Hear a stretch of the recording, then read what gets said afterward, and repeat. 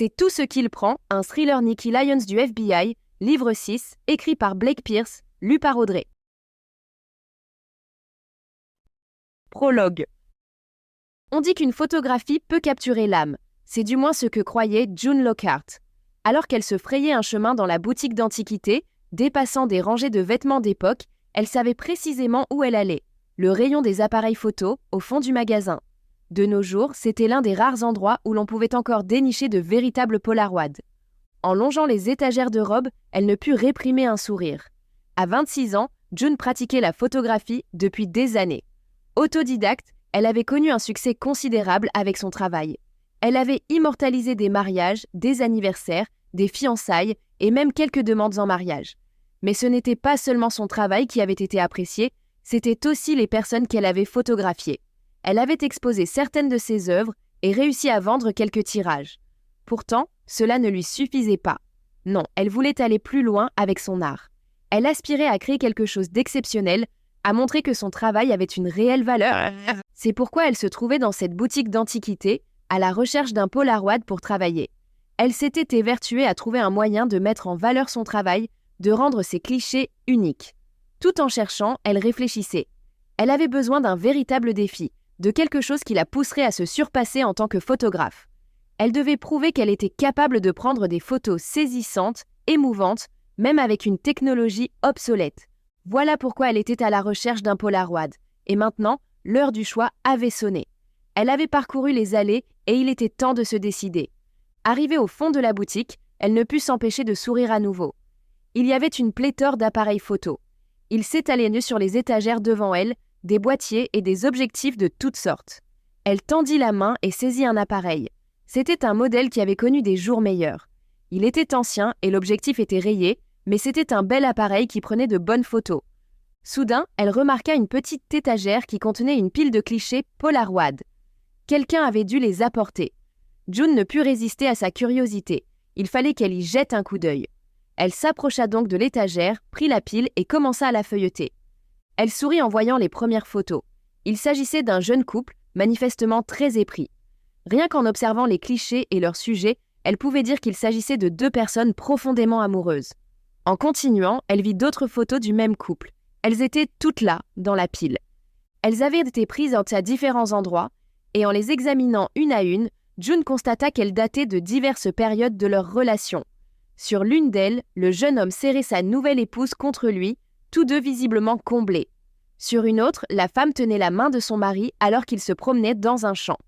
June devina qu'ils étaient en train de pique-niquer, seuls tous les deux. Les sourires sur leurs visages étaient sincères et ils irradièrent d'amour. June ne put s'empêcher de sourire à son tour. Ces photos étaient magnifiques. Elle pratiquait la photographie depuis des années. Elle avait photographié les mêmes sujets à de nombreuses reprises et elle savait que les gens pouvaient en dire long sur les clichés. Elle savait reconnaître un couple de longue date. Elle savait identifier un couple amoureux. Mais au fur et à mesure que June feuilletait les photos, le sujet changeait.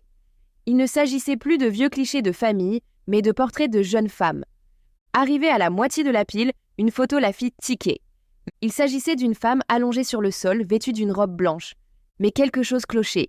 Il y avait du rouge sur toute sa robe et... Le sang de June se glaça. Sur la photo, la femme avait la gorge tranchée. June sentit son cœur battre à tout rompre. Son estomac se noua. Elle eut l'impression d'être sur le point de vomir et n'arrivait pas à croire ce qu'elle voyait. Ses mains tremblaient lorsqu'elle saisit la photo suivante et elle sentit son cœur sombrer davantage. Ce devait être un trucage, n'est-ce pas? Mais cela avait l'air si réel que son estomac se retourna. Elle avait vu beaucoup de faux cadavres au cinéma et à la télévision, mais là, c'était différent. Les yeux de la femme étaient au vitreux et semblaient si authentiques. Soudain paranoïaque, June jeta un coup d'œil par-dessus son épaule. De l'autre côté du magasin, elle aperçut le propriétaire, un vieil homme sympathique, derrière le comptoir, en train de griffonner quelque chose. Elle ignorait qui avait pris cette photo. C'était peut-être lui, c'était peut-être quelqu'un d'autre. Tout ce qu'elle savait, c'est qu'elle devait porter l'affaire à la police.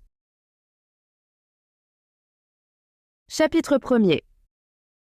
L'agent du FBI Nikki Lyons était assise dans sa voiture sur le parking de la prison, contemplant les hauts murs gris et les barbelés.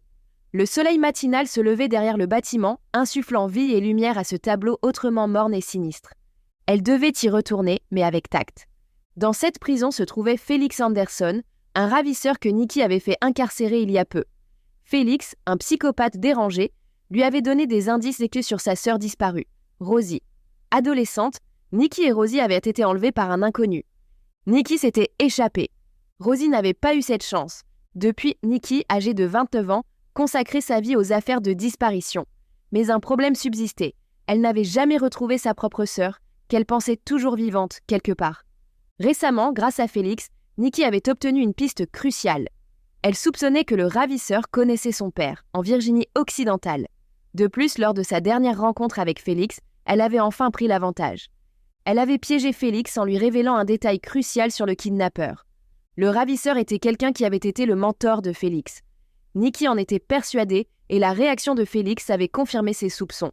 Il n'avait pas donné de nom, mais Nikki était certaine qu'il connaissait l'identité du kidnappeur. Elle devait trouver un moyen de le faire parler. Nikki jeta un coup d'œil à son téléphone posé sur la console de sa voiture. Elle le prit et fit glisser son pouce sur l'écran. 2 jours s'étaient à peine écoulés depuis sa dernière conversation avec son père. Il l'avait appelé. Nikki et son père n'avaient donc pas eu autant de contact depuis des années. L'homme était un ivrogne et n'avait jamais été un bon père, mais Nikki savait qu'elle pourrait avoir besoin de lui. Elle ne pouvait rien révéler sur Félix, ni sur le kidnappeur potentiel. Tôt ou tard, elle devrait retourner à Nelly, en Virginie occidentale, pour interroger son père, pour découvrir ce qu'il pourrait savoir. Bien qu'elle crût à la théorie selon laquelle son père aurait pu connaître le tueur, Nikki n'avait jamais soupçonné son père d'être impliqué dans l'enlèvement. C'était impensable, vraiment. Son père avait aimé Rosie plus qu'il ne l'avait aimée elle, et elle ne pouvait imaginer un monde où il aurait laissé quelqu'un lui faire du mal ou s'en tirer après l'avoir blessée. D'ailleurs, son père était devenu encore plus alcoolique et instable après la disparition de Rosie. La culpabilité pourrait-elle en être la cause ? Nikki y avait réfléchi, mais n'y croyait pas. Non, il semblait plus probable que le kidnappeur soit une connaissance de son père, même lointaine. Un collègue, un garagiste, quelqu'un que Nikki et Rosie n'avaient jamais vu, mais qui aurait pu les observer, les traquer. Après tout, lorsqu'il les avait suivis à la sortie du centre commercial ce jour-là, il semblait l'avoir fait délibérément. Peut-être les avait-il choisis au hasard parmi les adolescentes du centre commercial, mais il était aussi possible qu'il les ait repérées. Nikki l'ignorait. Il y avait tant de questions sans réponse, trop de questions. Prenant une profonde inspiration, Nikki fit de nouveau face à la prison. Elle avait élaboré sa stratégie, mais Félix était malin, et elle ne savait pas si cela fonctionnerait. Nikki avait déjà eu du mal à lui soutirer quelques informations, mais peut-être qu'un autre pourrait y parvenir. Un informateur. Nikki espérait pouvoir soudoyer un autre détenu pour qu'il se lie d'amitié avec Félix et obtienne des informations. Un dossier était ouvert sur le siège passager et Nikki s'en saisit. Fred Garrison, inculpé pour vol. Il ne lui restait qu'1 an à purger et il s'était bien comporté. Nikki examina la photo de Fred, un homme bourru avec une cicatrice sur le visage. Son casier judiciaire était étonnamment court, mais il avait l'air d'un dur à cuire, avec ses tatouages et tout le reste.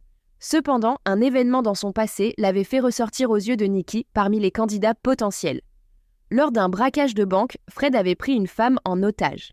Évidemment, Félix en savait long sur la façon de retenir des femmes captives, alors peut-être que Fred pourrait utiliser cela pour créer un lien avec lui. Quoi qu'il en soit, Nikki doutait que Félix puisse soupçonner un homme comme Fred d'être un informateur du FBI. Pourrait-il obtenir les informations dont elle avait besoin ? Elle l'espérait. Nikki saisit le dossier ainsi que son sac à main et verrouilla sa voiture. Elle prit une profonde inspiration et se dirigea vers la prison. Le soleil brûlant de Floride la frappa de plein fouet, mais elle continua d'avancer. Il était temps de rencontrer Fred. À l'intérieur, la prison était aussi sombre et froide qu'à l'accoutumée. Le gardien, un homme derrière une vitre en plexiglas, s'était habitué à voir Nikki et lui fit un signe de tête. « Agent Lyons, j'ai vu que vous aviez prévu quelque chose avec nous. »« En effet, » répondit Nikki. « Très bien, je vais les prévenir de votre arrivée. » Le garde transmit un message radio à la prison et avant même que Nikki n'ait eu le temps de s'asseoir, il lui annonça qu'elle pouvait entrer. Elle franchit les portes, passa les détecteurs de métaux et se soumit à une fouille par palpation. Le gardien la guida à travers les couloirs interminables et austères de la prison et Nikki fut envahie par un sentiment d'appréhension. Rien ne garantissait que Fred accepterait ou qu'il serait fiable, mais il semblait être le meilleur candidat. Arrivé devant une porte, le garde l'ouvrit pour Nikki. « Entrez, Garrison ne devrait pas tarder. » La porte se referma derrière elle dans un claquement sourd. La salle des visites était exiguë, meublée de quelques tables et chaises. Une télévision était accrochée au mur et une vitre de séparation isolait les détenus des visiteurs. De l'autre côté, une porte unique s'ouvrit, laissant apparaître Fred. C'était un colosse aux épaules massives et au menton carré. Ses bras étaient couverts de tatouages et une cicatrice barrait son visage. Ses yeux verts étaient perçants. « Merci, » dit Nikki au garde. « Je peux prendre le relais. »« Nous sommes à l'extérieur si vous avez besoin de quoi que ce soit, » répondit-il avant de sortir. Nikki se retrouva seul face à Fred Garrison. Il la dévisagea de la tête aux pieds, comme s'il cherchait à lire en elle. Mais Nikki soutint son regard sans ciller. « Monsieur Garrison, » commença-t-elle, « savez-vous pourquoi je suis ici ?»« Aucune idée, » répondit Fred. « Vous êtes une sorte de psy ?» Nikki secoua la tête. « Je suis du FBI, je m'appelle Nikki Lyons. »« FBI ?» Il haussa un sourcil. « Merde, qu'est-ce qui se passe? On m'avait dit que je me tenais à carreau. »« Tu n'as pas d'ennui, Fred, » le rassura Nikki. « En fait, je pensais qu'on pourrait s'entraider. » Les yeux de Fred s'illuminèrent. Nikki garda une posture assurée.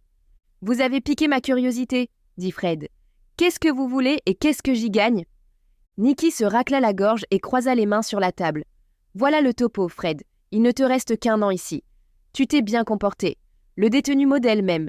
Et si je te disais que je peux te faire sortir plus tôt ? » « Je t'épouserai, » lança Fred, mais son expression restait sérieuse. « Qu'est-ce que tu y gagnes ? » « J'ai besoin que tu me donnes des informations, » expliqua Nikki. « Il y a un homme dans cette prison, Félix Anderson.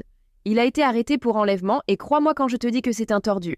Ce dont j'ai besoin, c'est que tu te rapproches de lui et que tu me donnes un nom. » Ça a l'air risqué comme plan. « C'est vrai, » admit Nikki. « Mais si tu fais ça pour moi, je peux te faire sortir d'ici en moins d'1 an. Je peux te trouver un boulot confortable. Je peux même t'aider à quitter la Floride et la région. Putain, je ferais n'importe quoi pour me tirer de ce trou. » « Alors, on fait comme ça, » dit Nikki. « Je veux que tu obtiennes des infos sur un kidnappeur, quelqu'un qui a été le mentor de Félix. Tu peux lui poser toutes les questions que tu veux, mais il faut que ça reste discret. Je veux connaître le nom de l'homme qui a formé Félix et lui a appris à enlever des filles. » Fred se renversa sur sa chaise. « Et comment je suis censé m'y prendre ? Tu deviens son pote, tu restes dans son sillage. Invente un truc sur ton passé auquel il pourrait s'identifier. Fais en sorte qu'il te fasse confiance, puis débrouille-toi pour avoir l'info. Tout ce dont j'ai besoin, c'est le nom de celui qui l'a formé. Même si c'est juste un prénom ou un nom de famille, n'importe quoi qui puisse m'aider. » Fred fixa Nikki pendant un long moment. Elle se sentait tendue et nerveuse, mais elle gardait une attitude impassible. Elle était prête à tout pour sauver Rosie, et si cela impliquait de corrompre un escroc pour obtenir des informations, alors c'est ce qu'elle ferait. Fred finit par acquiescer. « Je vais chercher l'info pour vous. » Elle fut soulagée.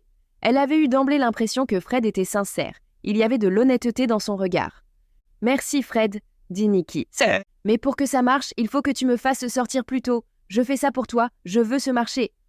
Et je m'assurerai que tu l'obtiennes. » Nikki s'apprêtait à se lever lorsque Fred reprit la parole. « Tu as dit qu'il enlevait des filles, » dit Fred. Une lueur d'émotion passa dans ses yeux et Nikki se rassit. « Oui, » dit-elle. « Il kidnappait des jumelles et jouait avec elles, menaçant d'en tuer une si l'autre essayait de s'échapper. Mais j'ai réussi à l'arrêter. Celui qui l'a formé semblait avoir la même obsession pour les sœurs. » Nikki passa sous silence le fait qu'elle avait vécu, de première main, ce que c'était d'être enlevée par cet homme. Elle n'arrivait pas à mettre des mots sur l'horreur qu'elle avait endurée. « Il y a des filles qui m'attendent en dehors, » lança Fred. « Je vais tout vous dire. » Nikki acquiesça. Elle n'était pas certaine que Fred soit la meilleure source d'informations, mais il semblait sincèrement vouloir protéger ses filles.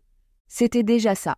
L'entretien terminé, Nikki se leva pour partir tandis que les gardiens entraient pour accompagner Fred dans sa cellule. En traversant les couloirs glacials de la prison, Nikki sentait qu'elle n'avait jamais été aussi proche de découvrir la vérité sur Rosie. La justice était à portée de main. Mais il restait encore beaucoup à faire. Au moment où elle s'apprêtait à quitter les lieux, son portable vibra dans sa poche. Elle le sortit et vit s'afficher le nom du commissaire Éric Franco. Son cœur fit un bond. Ça ne présageait rien de bon. « Chef, » répondit-elle. « Lyons, j'ai besoin que vous passiez au commissariat immédiatement. On a du nouveau sur l'une des filles disparues, et ce n'est pas joli. » Nikki déglutit avec peine. Elle n'aimait pas du tout ce qu'elle entendait. « J'arrive tout de suite. » Chapitre 2. Nikki pénétra dans les locaux du FBI à Jacksonville et prit l'ascenseur, s'efforçant de ne pas trop s'inquiéter des propos du chef. Elle risquait sa vie pour aider ces jeunes filles, et elle devait croire qu'elle agissait pour le mieux, quelles que soient dans les implications de l'expression « ce n'est pas joli », cela ne pouvait pas signifier qu'une des 10 premières victimes était morte. À la demande de la sénatrice Amara Gregory, Nikki avait été chargée de diriger une équipe spéciale pour retrouver 10 adolescentes disparues à travers le pays. Certaines avaient été retrouvées vivantes. D'autres, hélas, n'avaient pas eu cette chance. Mais Nikki avait élucidé ses affaires avec l'aide de son coéquipier, Ken Walker, et bien sûr, de la technicienne Grace Taylor. Ils formaient une équipe efficace et malgré les pertes subies, Nikki devait garder espoir de sauver d'autres jeunes filles. L'ascenseur tinta et Nikki traversa le bureau animé jusqu'à la salle de briefing. À l'intérieur, Ken et Grace étaient assis à la table, tandis que le chef faisait les 100 pas devant le rétroprojecteur. Mais il n'était pas seul. La sénatrice Amara Gregory était également présente. Grande, élancée et à la peau foncée, vêtue d'une robe orange impeccable, elle dégageait une aura d'autorité. Cela faisait un moment que Nikki n'avait pas vu la femme qui lui avait confié cette mission. Pas depuis la première affaire, en fait. D'après le chef, Amara supervisait l'équipe, mais elle n'avait pas contacté Nikki depuis longtemps. Nikki était encore hantée par le souvenir de Maisie, la fille de la sénatrice, qu'elle n'avait pas pu sauver. Son estomac se noua en pensant à toutes les autres jeunes filles qu'elle n'avait pas réussi à secourir. Elle ne pouvait s'empêcher de se sentir en échec, comme si elle avait encore une fois déçu la sénatrice Gregory. « Ah, agent Lyons, dit le chef. Merci d'être venu si rapidement. »« Que se passe-t-il » demanda Nikki en s'asseyant face à Ken et Grace. Elle croisa le regard de Ken, ses yeux bleus plongés dans les siens, et sentit une chaleur familière l'envahir. Leur relation avait pris un tournant romantique, mais Nikki restait professionnelle. Elle ne laisserait rien paraître devant le chef ou la sénatrice. Néanmoins, la présence de Ken la réconfortait. « Vous avez tous fait un travail remarquable, » déclara la sénatrice Gregory. « Je suis navrée d'apprendre que toutes les jeunes filles que vous avez retrouvées n'ont pas pu être sauvées, mais certaines l'ont été, et vous avez au moins mis des meurtriers derrière les barreaux. » Un silence pesant s'abattit sur la pièce. Les entrailles de Nikki se tordirent et ses poings se serrèrent. Elle avait l'impression d'avoir échoué. « J'aurais aimé pouvoir toutes les sauver, sénatrice. »« La vie ne se déroule pas toujours comme on le souhaite, » répondit la sénatrice. « D'après les rapports, je peux affirmer que vous avez fait de votre mieux. Croyez-moi quand je dis que je sais que ça ne marche pas toujours. » Nikki sentit son cœur se serrer en pensant à Maisie, cette pauvre fille enlevée et tuée quelques instants avant son arrivée. Si elle avait été un peu plus rapide, la sénatrice Gregory aurait encore sa fille à ses côtés. « Ce sont d'excellents agents, » déclara Franco. « Je ne serais pas étonné qu'ils accèdent tous au rang de SSA d'ici quelques années. »« C'est l'objectif ?» dit Ken. Il sourit à Nikki, ce qui la détendit légèrement. « Je suis heureuse de vous l'entendre dire, » dit la sénatrice en regardant Franco. « J'apprécie qu'avec tout ce qui se passe dans le monde, vous gardiez vos priorités. » Franco acquiesça. « J'essaie. » Il se tourna vers les agents, toujours assis autour de la table. L'expression sombre de son visage fit chavirer le cœur de Nikki. « Malheureusement, nous ne vous avons pas convoqué pour vous annoncer une bonne nouvelle. L'une des jeunes filles disparues sur la liste a été retrouvée, mais elle n'est plus en vie. » La pièce sembla se figer instantanément. Le pouls de Nikki battait dans ses tempes. Non, ce n'est pas possible. Une autre jeune fille était morte et Nikki n'avait même pas eu la chance d'essayer de la sauver. Comment était-elle censée accepter cela ? Elle se sentait déjà coupable en voyant Amara Gregory en personne et en pensant à Maisie, et maintenant ça ? Elle avait vraiment besoin d'un verre. « Elle a-t-elle été retrouvée morte ?» demanda Ken, mais Nikki était à court de mots. Une partie d'elle ne voulait même pas savoir où cela allait les mener, craignant que son estomac ne puisse le supporter. « Non, se dit-elle, elle ne pouvait pas craquer. Elle était agent, elle avait été formée pour ça. Elle pouvait y faire face. »« Oui, » dit Franco. « Nous sommes désolés d'annoncer la nouvelle aussi brutalement, mais c'est la vérité. » Franco recommença à faire les 100 pas devant la pièce, et Nikki entendait le claquement de ses talons contre le carrelage. Mais tout ce à quoi elle pouvait penser, c'était qu'il était trop tard. Trop tard pour la jeune fille qui était morte. Trop tard pour que Nikki puisse la sauver. Elle en avait déjà perdu trop. Sans un mot de plus, le chef jeta 2 imprimés sur la table, des photocopies de ce qui semblait être des clichés Polaroid. Sur l'une des photos, une jeune fille à l'île brune gisait dans une robe blanche, la gorge tranchée. Sur l'autre, une autre victime était affalée sur une chaise, également égorgée. Ces images donnèrent la nausée à Nikki. Elles avaient un aspect suranné, comme si elles sortaient tout droit des années 70. Nikki examina de plus près la première photo. Elle avait déjà vu cette fille auparavant. C'était elle, Paris Conner, une des filles de la liste. L'esprit de Nikki s'emballa et l'angoisse la submergea. Elle ne pouvait pas perdre son sang-froid devant le chef ou le sénateur. Elle ne pouvait pas craquer, mais c'était trop. « Nous avons été tout aussi choqués, déclara le chef d'un ton solennel. Comme je l'ai dit, vous formez une bonne équipe d'agents compétents, mais nous avons toujours su que toutes les filles ne pourraient pas être sauvées. Il s'éclaircit la gorge et jeta un coup d'œil à Amara. Cependant, nous commençons à en perdre plus que prévu, et nous ne pouvons vraiment pas nous permettre d'autres pertes. L'estomac de Nikki se noua. Elle savait qu'il faisait preuve de professionnalisme, mais il était évident que son groupe de travail commençait à échouer. Elle avait perdu la dernière fille de la liste, et Paris Conner avait disparu avant même que Nikki n'ait eu le temps de la rencontrer. C'était grave, très grave. Au-delà des sentiments personnels de Nikki, de sa propre culpabilité et de ses démons, c'était désastreux pour son équipe, pour le FBI. Cela ternissait son image professionnelle en tant qu'agent et en tant que chef d'équipe. « Nous voulons que vous continuiez à surveiller les autres filles de la liste, » dit Franco. « Mais étant donné les circonstances particulières avec le sort de Paris Conner, nous avons besoin que vous vous concentriez d'abord là-dessus. Nous soupçonnons que d'autres femmes sont enlevées par le malade qui prend ces photos. »« D'où viennent-elles » demanda Nikki. « Celle de Paris a été trouvée par un civil dans une brocante. Celle de l'autre femme, que nous cherchons encore à identifier, a été découverte par la police plus tard dans le même magasin. » Nikki examina chaque photo plus attentivement. Paris était une brune à la peau pâle et aux yeux de biche. L'autre fille correspondait à la même description. En fait, ces filles se ressemblaient tellement qu'elles auraient dû être sœurs. Nous attendons d'autres informations, mais nous espérons en apprendre davantage sur la deuxième victime. « A-t-on une idée de l'endroit où se trouvent les corps ?» demanda Grace. « Pas du tout », répondit Franco. « Nous ratissons la zone et essayons de faire appel à des experts pour voir s'ils peuvent déterminer l'endroit exact où ces photos ont été prises, mais rien n'est encore certain.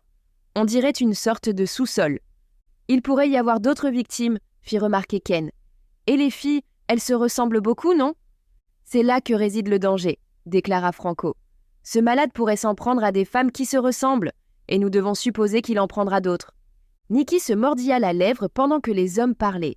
Son cœur battait la chamade et elle ne savait plus quoi penser. Elle était responsable de l'équipe et elle avait l'impression de les laisser tomber. Elle ne pouvait pas les décevoir. Pas maintenant. Elle devait combattre ses insécurités plus que jamais. « Nous voulons que vous trouviez tout ce que vous pouvez sur ces filles, » dit Franco. « Qui elles étaient, où elles ont été vues pour la dernière fois, tout ce que vous pouvez dénicher. »« Nous sommes à l'écoute, » déclara Ken. « Et nous avons besoin que vous gardiez le silence, » ajouta Amara. « Les médias ne sont pas encore au courant, nous ne voulons pas donner d'avantage aux tueurs. » Nikki acquiesça, assimilant toutes ces informations. « Je comprends. »« Nous vous tiendrons informés, » dit Franco en désignant Nikki. « Mais c'est l'agent Lyons qui est en charge de cette affaire. » « Compris. Je suis désolé que cela arrive si peu de temps après la disparition de la dernière fille, mais il s'agit d'une affaire sérieuse. Je sais que l'équipe spéciale a du mal à retrouver et à sauver ces filles, mais nous avons besoin que vous restiez vigilants. Ce tueur, ou ces tueurs, deviennent de plus en plus audacieux. Nous avons peut-être un tueur en série sur les bras. » Nikki sentit le poids de cette déclaration. Même si cela la décourageait de savoir qu'ils avaient déjà perdu Paris Conner, elle devait rester forte et continuer à diriger cette équipe. Toutes les missions n'avaient pas été des échecs, mais Nikki devait admettre que sa confiance en prenait un coup. « Vous pouvez disposer, » déclara le chef Franco. « Tout ce que nous savons actuellement se trouve dans ces dossiers. Passez en revue votre plan d'action et mettez-vous au travail. » Sur ce, le chef et Amara quittèrent la pièce. Nikki se retrouva seule avec Ken et Grace, qui semblaient assez dépassés par les événements. Elle se mordit la lèvre, sentant le poids de la responsabilité peser sur ses épaules. Diriger n'avait jamais été une tâche aisée, elle le savait en acceptant le poste, mais parfois, elle aurait aimé pouvoir tout effacer d'un simple geste. « Nikki » demanda Grace, croisant son regard. « Ça va ?» Nikki s'efforça d'esquisser un sourire. L'air grave de Ken trahissait qu'il partageait les inquiétudes de Grace. Il percevait les doutes qui l'assaillaient, malgré ses efforts pour paraître forte. Cette vulnérabilité la mettait mal à l'aise, même face à Ken. « Ça va » répondit-elle. « Concentrons-nous sur la traque de ce salaud pour sauver les autres filles de la liste. On ne peut pas... » Elle prit une profonde inspiration. « On ne peut pas en perdre davantage. »« On l'aura, » assura Ken. Il ouvrit le dossier. Apparemment, la boutique se trouve dans une bourgade à environ 1 heure au nord, Pine Grove. Lyons, quel est le plan ? Elle rassembla ses esprits, faisant le point sur la situation. « Grace, tu restes ici et tu te tiens prête. Walker, toi et moi, on part sur le terrain. »« Par où on commence ? » demanda Ken. Nikki se leva, son regard s'attardant sur les sinistres clichés Polaroid. « Commençons par la boutique d'antiquités. » Chapitre 3. Nikki conduisait sur l'autoroute traversant le nord de la Floride en direction de Pine Grove. Ken, assis à ses côtés, parcourait les dossiers. Un silence s'était installé depuis un moment. Le soleil trônait haut dans le ciel de fin de matinée, mais Nikki ne ressentait aucune sérénité. Elle n'avait qu'une hâte, boucler cette affaire. Plus elle roulait, plus ses pensées se tournaient vers Paris Connor et son échec à la retrouver à temps. Bien qu'impuissante face au passé, Nikki peinait toujours à accepter la disparition de Paris. Elle ne connaissait pas personnellement la jeune fille, mais elle se remémorait sa propre expérience de kidnapping. Cette solitude, cette incertitude, cette difficulté à envisager l'avenir, cette terreur d'être à la merci d'un déséquilibré. Nikki brûlait de sauver ses filles et d'arrêter les malades qui leur infligeaient ça. L'idée que le mal puisse triompher la révoltait. Ces filles avaient une vie. Elles méritaient Nous espérons que vous avez apprécié cet aperçu. Pour continuer à écouter ce livre audio sur Google Play Livres, utilisez le lien dans la description de la vidéo.